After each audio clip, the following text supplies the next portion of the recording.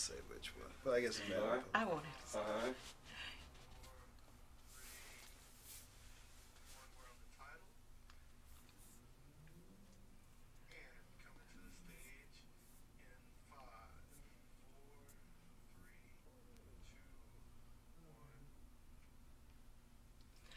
Good Monday evening, afternoon, depending upon where you are in the city. Welcome to From the Halls of Justice. And we have with us today two spectacular guests. You are really going to enjoy this. We have the Superior Courts being represented and the City Council, a retired City Councilman. It's very, very special. My co-host is the wonderful Alexandra Rachel Lavinsky. She is a super lawyer. People love her, and I am just honored to have her with me to help me interview the Superior Courts and From the Halls of Justice with these two fine men. We have with us the Honorable David Samuel Cunningham III, Sir Meyer. And I can feel my dad getting upset. With the middle name is really important because it's also my nephew is named Sir Meyer. It's my grandfather's actual first name and original name. So for some reason he wasn't crazy about Sir Meyer because people always mispronounced it. So he added David, but technically Sir Meyer is supposed to be our first name. So that's why it's the pronunciation's critical. Oh, thank you for telling me that, because I was sweating bullets. I didn't know. And actually, this is David Cunningham, and he is a retired councilman and Los Angeles City Council. Angeles City Councilman. Yes. You know what? And I have to say this. We were talking before the cameras came on, and actually, the only thing that happens more to me when people meet me and they're impressed that I actually know Judge Cunningham III, and right after they say, "Oh my God, he's a wonderful man. He's so awesome." Do you know his dad? His dad is wonderful. And so that's Thank you, why Wanda. this is so special to me. I have never had two more beautiful, powerful, well-respected men to sit on a stage with me than I have tonight. And thank you so much for being here. That's a tall order. It certainly is. Where you're great men. So, Alexandra, you know, I really think that people, when I talk about you, I have met people that just swear by this woman. And she's the most wonderful person who's ever come into their life. And so I had to have you with me by my side. And so we have the Superior Courts, we have the City Councilman, and we have a fabulous attorney. And you've won awards. Your clients love you. And if you'd be so kind, just tell me a little bit about your background in law. Sure. Right now, I focus on family law, but my background is civil litigation.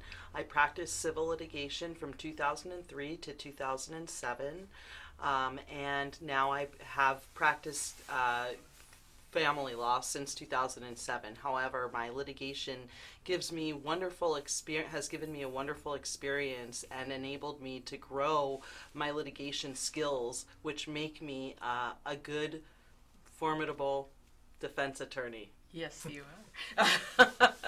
With that being said, have you ever been in front of Judge Cunningham before? I have been in front of Judge Cunningham before, and I did okay with you. you did. And Judge Cunningham's a wonderful bench officer, and we miss him very much in family law. It was a real loss because Judge Cunningham knows his cases, he reads his cases, he appreciates the litigants, and most importantly, he has a heart for the litigants.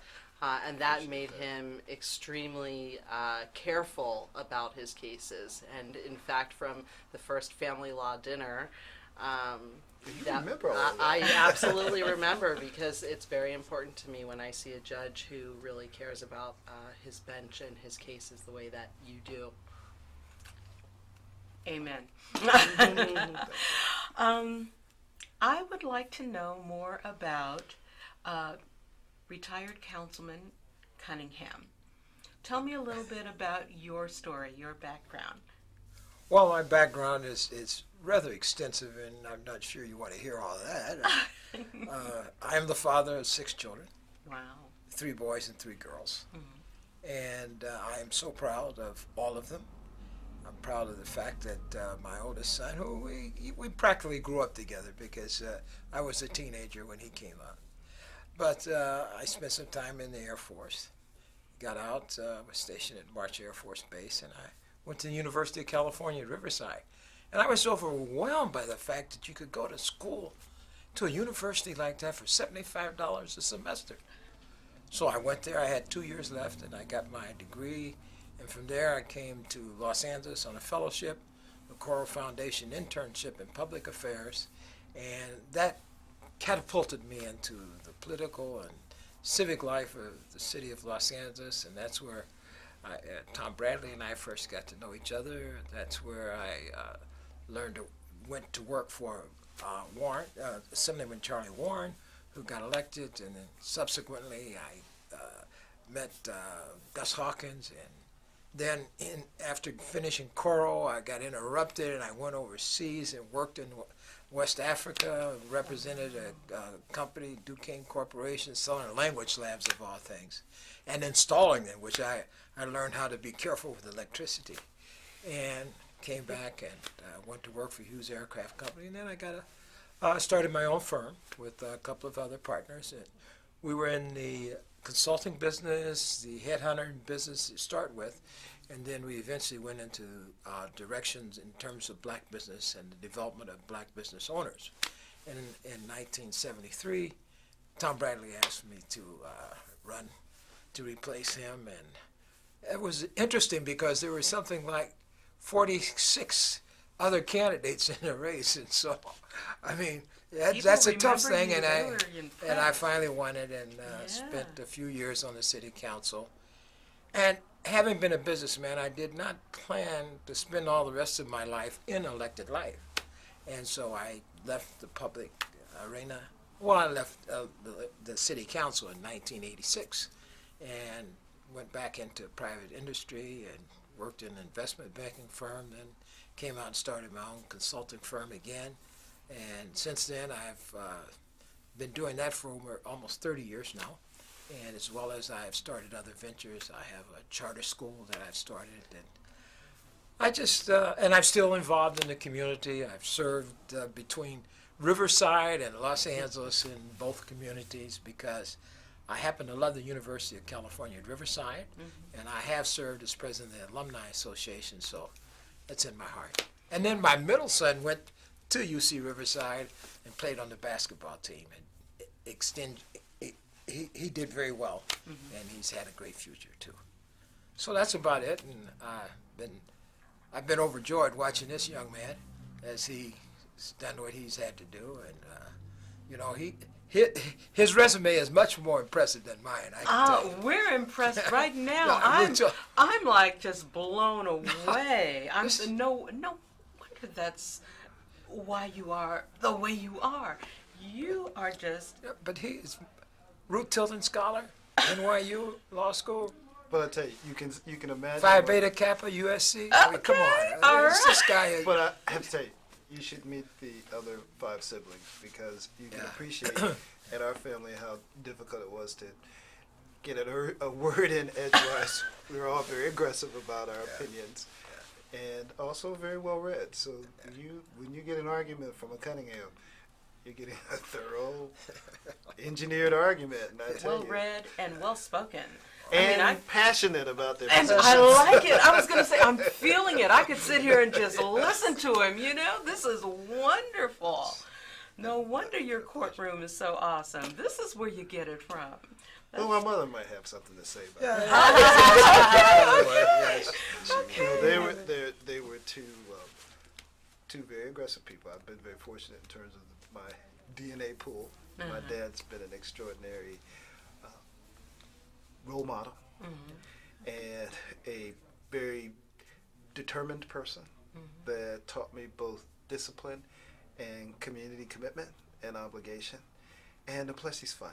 Yeah, but see, I got that from my father. Okay. The fun part, or Well, the discipline, the My father was a Christian Methodist minister, and he served very much in the NAACP. He was president of the Memphis NAACP that brought Martin Luther King to Memphis for the garbage strike. Wow. Awesome. My father was always my idol and my hero. So Awesome. I tried to pass it on to my son. Well, it's so funny because I'd heard for many years the family folklore about my grandfather bringing Martin Luther King to Memphis during the garbage workers strike. And then I was channel surfing one day about 3 or 4 years ago, and it was on the audience channel, and it was a wide-angle view of the mountaintop speech the night before Martin Luther King was assassinated. And from the wide-angle view, who do I see up at the podium but my grandfather? Oh my God. He was seated right up there. And I'd already heard that, but I'd never seen the evidence of it, and I saw it on this TV show. And so I watched it, and apparently the show is at the Smithsonian now. They're from Smithsonian tapes. And he was also interviewed. So he was such a modest man that he never really talked about it, and then he passed. So once he had passed away, then it became family folklore. So I said, well, everybody says, the family's wonderful. I'm sure Granddad did a lot, but was he right up there at the stage? I never saw any evidence of it. And then there it was. But then also, they had the tapes of when he was interviewed before Martin Luther King came there, after he was assassinated, during the riots, and his role at trying to calm down the city. So it's pretty extraordinary. So you sort of look at our family involved in civil rights and also in the diversity movement, and you see that it's a long generation of family involvement. So I get it naturally. You do. I'm so impressed. There is so much power and energy here. It really is. And I'm just, what really gets to me is that between the two Cunninghams here, and I'm sure the rest of your family, you are both really so humble. We're fun, though. You are fun. You are definitely fun. I want to make that clear. We are fun, too. One of the things I noticed, now Judge Cunningham has been gracious enough to be with me on another talk show that I produced, and I was talking, and I looked at the photograph that he had, and while I was looking at the photograph, I looked at the photograph again, and it was Judge Cunningham, and that guy. Oh yeah, Obama, President Obama. And I'm like, do you know? Our dear president. Yes. And I greatly respect. I was floored, and he had never said a word. Never said. I had never met anyone like this before. That was so humble. But you're so passionate about life and about people and about community, and I love that. Just to mention. One of the things my dad used to always do is repeat that poem, if you can walk with kings and all that. Ralph and Waldo retain it, Emerson. Yes. Then you are And a keep man, the common my son, touch. right? Walk with kings, And but keep it common That touch. has been very important in my life, and I've tried to pass it to the rest of my children. The other funny side of I have three younger children who were born. One was born while I was on the city council. Two were born while I was on the city council, and then the third one was born afterwards. Well, they never knew me as a member of the city council. So people, when they were like 6, 7, 8 years old, they would say, "Why are people calling you councilman?" So I finally took it upon myself to sit down and explain to them. I don't think it meant very much to them until Dave Third had an opportunity to explain to them what a councilman was and what he was supposed to be. And then, of course, with his ascendancy and his intellectualism and what he's done, they begin to understand much better what it's all about. You know what? Judge Cunningham has done so much, and he has. Well, our family. I'm working like everyone else, and I have a commitment to public like many other people do, and I believe in fairness and justice, and I'm willing to put myself on the line to make sure that it happens. But that's not something that's new to be a Cunningham or even being David Cunningham. You know, my grandfather started that, Right. and Oh I'm my sure God. that probably, I mean, I didn't have the good fortune to know my great-grandparents, but it has been a family tradition that community service, public service, is an indispensable part of our family background, and also being involved in the church. My grandfather was a minister and a pastor, so the notion that you have to have a point of view, you have to have integrity, Right. and you have to have commitment. Yeah. And if You you're have to going have to believe in loyalty. something, You have to have loyalty. you have to have loyalty. And what, did I forget something? No, you're doing all right, Your Honor. I have to be I was careful. going to say, how often do you sit in his courtroom and tell him after his day what he's done wrong? How often? Attorney, I cannot. I have to be careful. He is a judge. Yes, he has the power of contempt. Yes, I understand that, and there are times when he makes it very clear. You know, and so Let me just make this clear. yeah, see, there he goes. There he goes. Councilman Cunningham is nobody's pushover. You can ask anybody that. And, But he's a good judge. yes, he is. He lets me know that now, you know, you can argue legislatively, but I know the judicial rendering. You know, so I back off. We'll interpret. Sometimes. We got it. You can legislate, we interpret. What I do, you interpret. Since we have you here, we're going to get some community direction on the probate area. Okay. What do you think? So I was going to say, and no, it's just marvelous. When I met you, you were in family law. Correct. And I love family law. It's my passion. Oh. And my mother is a minister, so she'd love to hear you speak.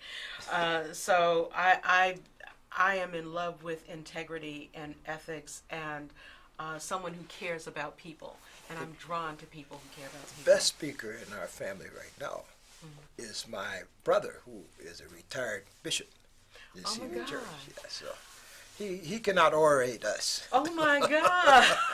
Oh, we have to talk. This is wonderful. I'm not kidding. You sit down at that dinner table, you got to be able to speak Oh, up. you guys, it's tough. You'll get spoken over quickly.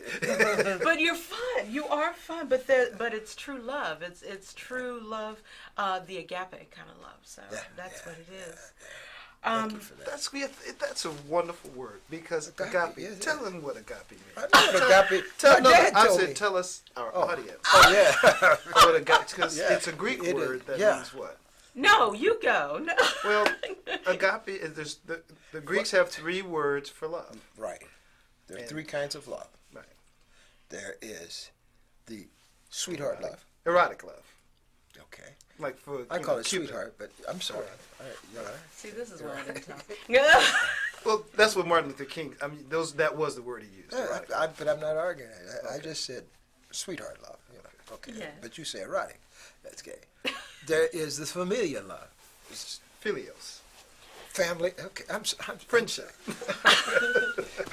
All right, sure. Wow. And then agape is the care and concern for love for other people and for the community and those around you. That's Yes. what agape is. And it is the greatest form of love, It is. because it's built not just on the personal benefit that you get from an erotic relationship or the friendship that you get Right. from an affiliation or friendship. It's a redemptive love, and that was the kind of love that Martin Luther King talked about, that was the driving force behind the civil rights movement, is that you rise to the level of leadership when you have the ability to care for others beyond what you get, to what you can do for others. And that redeems them. It redeems you, and it redeems the people that you do good for. And that's what makes it the highest form of love. And it's the type of love we need to practice more of, quite frankly. And that's agape. That's agape. That's agape. I knew I would get a better definition that if I tried to explain it. I was just going for it's when you love somebody better than you love yourself kind Right. of thing. But I knew he'd run right over that. So, thank you. So, It's the love of God operating in the hearts of humans. I like that. That's what it is. Thank you. So switching gears a little bit back to what the audience may want to know about what kind of cases find themselves in your department downtown. Great question, because probate is sort of the next level to family law. We call it family law light. We deal with trust, which many people who have assets, and now we have blended families, so the idea of having a trust is helpful because then it's clear how things are to be handled at that unfortunate moment of when people pass. Is a blended family a nuclear family? Blended family can be whatever you want to call it, meaning that okay. you have serial marriages. I just want to make certain that serial the audience, marriages, like there is an audience that may not Okay. be familiar with blended marriage. Okay. Most people know what blended family is. It's serial marriage, where you marry more than once, but not at the same time. So you don't get into trouble with It's a different department. But then also, and then we deal with wills, and when people die intestate, which means they die without a will, so it's left for the state to say who gets your assets. And then we have guardianships, which is similar to some of the things that we discussed earlier with Judge Diaz, where you're dealing with now circumstances where children need the courts to come in to protect them. And I tell you, that has happened. We've had a flood of cases from the children who are coming from south of the border. And we deal with those issues as well. Wow. And those are tough. And then we have conservatorships, where end-of-life issues where people either have Alzheimer's or dementia. So you're dealing with the whole spectrum now in trust in the states on what happens when either people pass, or when family lives fall apart, or when people lose the ability to take care of themselves, or they lose their competence, so to speak. So it's tough, and it's huge. Our workload is extraordinary. Our workload right now, on average, I have some days between 70 to 80 matters per day. Per day? And they are complicated matters. And unfortunately, we have a lot of staff. But still, it means that you, the individual, you come to court, you're going to get a very short amount of time before a judge. And I hate that, because you're almost having to push people to get to the bottom line. And sometimes people need time to develop the story, and we just don't have it. And part of it is we need more judges, we need more financial support for the judicial system. Now, I know the day I had the opportunity to sit in probate court, it wasn't your day in the courtroom, but I was amazed. It was like 5 minutes each case that was being heard. Now, there were two that maybe lasted a little bit longer than that, but they would come up and be heard. It was fast. And this is not like tickets. You're not walking in where it's the same fact pattern and it's just one slip of paper, or somebody ran a light, or they didn't wear their seatbelt or anything like that. Oh yeah. Does that happen? Okay. But no, it's where you've got trust, documents that are very detailed, you've got wills, and you realize here in Southern California, we have some very wealthy people. It is not unusual to have estates that exceed $20 to $50 million. It's just not that unusual in this county. Wow. The good news is you've got a lot of very wealthy people, and the result is that we have to parcel out their problems. And then it's not just wealthy people who need the court system, but it's everyone. When I talk about guardianship, when I talk about conservatorship, and that's the need to be able to give people their day in court, and it's becoming harder and harder because the resources, you've got to put finances and money and appropriations into the court system if you want people to have the time to have their cases heard effectively. And right now, when the choice is schools and hospitals and courts, guess who gets the short shrift? Hospitals. No. Schools.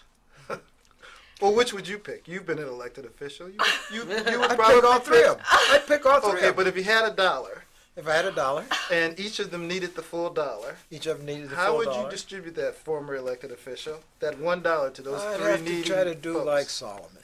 Uh-oh. Cut the dollar 3 ways. But see, that's not even what happened. We didn't get 1/3. But I said, you asked me how I would do Okay, it. all right. I would have to try to exercise the Solomonic fashion. I'd vote for him. We're not looking for any more votes. But it's hard for people to recognize the importance of also having the court system there because Yeah. you think, okay, schools and hospitals, but at the end of the day, we are making decisions that impact Justice. hospitals, impact schools, Wow. that impact people's living circumstances. So it really is intertwined in the school, education, hospital, healthcare issues. So you're right. It was a very wise choice to say be King Solomon. They're equally important, I think, is the bottom line. Well, you just convinced me. I'd probably give the court 40% and divide the Oh, 60% between the other. We need to get the you other there. two. I'm sure as a judge in the probate court, you see just a lot of fighting and terrible things that happen after people pass away. Is there something that you recommend, or do you believe having a will is an important thing to avoid litigation? Absolutely. I think you should put down in writing, as hard as it is, because even for me to have to do it for myself Even a holographic was will. tough. But just to let people know in writing and make it so that it's enforceable, which is probably why you need a lawyer, because it does get technical, what your wishes are. I mean, as much as we hate to, today's my birthday, I celebrate my birthday, but Happy one day there's going to be a birthday. death day. Yeah. I mean, so we all kind of, you don't want your loved ones to be stuck with, well, what did David really want to do and how are we going to do this? You want to be clear. It's kinder, gentler, and easier to the people who remain behind to know what you want and leave it in writing so it's not equivocal. But in terms of fights, the biggest fights are in family law, far and away. Most of the trust in the state fights usually are between siblings, and usually once the money gets distributed, they go away. And the argument you often get is, mom or dad loved me best. And usually the parents loved all their children equally. But, you just have different levels of attention from different children. Absolutely. Don't you have the same fights in family court? No, because in family law, it's husband and wife. Or people who I mean, slept two together. people two people. It's a lot more passionate. The fights are a lot more passionate when you sleep together than when you just And relate. one of them's still alive. Yes. At least in probate, one of them's no longer alive. Yeah, it's a lot easier when one of them are no longer alive. And siblings, their fights are not as passionate as the fights between former loved ones. I think that's the difference, which makes it different. I mean, to be honest with you, I think probate's a little easier for me because the emotion that I saw in family law is not as bad. When the siblings fighting, they eventually calm down and go away. But the emotion in the family law between, I was going to say man and woman, but now it's people who have been getting together, is strong. So erotic love is much more intense in terms of the kinds of Unquestionably. I think you know the answer to that with 6 children. excuse me. I kind of Now forgot We about are a that fun family. It's lovely. And on that happy note, I think we'll have to come back and talk about probate and, Councilman. Yes. You are wise. You are a wise man. And I want to thank you so much for being here on Judge Cunningham's birthday. We have to wrap it up. You know what? This has been a fabulous show. And I want to thank Alexandra Lavinsky for being here. Thank you, Wanda. And it's wonderful. Alexandra, she gives free consultations. They're no charge, and Marvelous. because she cares about people. So I thank you for being here. I thank you for your expertise. I don't know what I would have done without you. Gentlemen, thank you so much. Thank you, Wanda. This was a surprise for me. Oh, you are awesome. I hope you come back again and visit us. We'll be here next week on From the Halls of Justice, and tune in. Thank you so much. Thank you. This was great.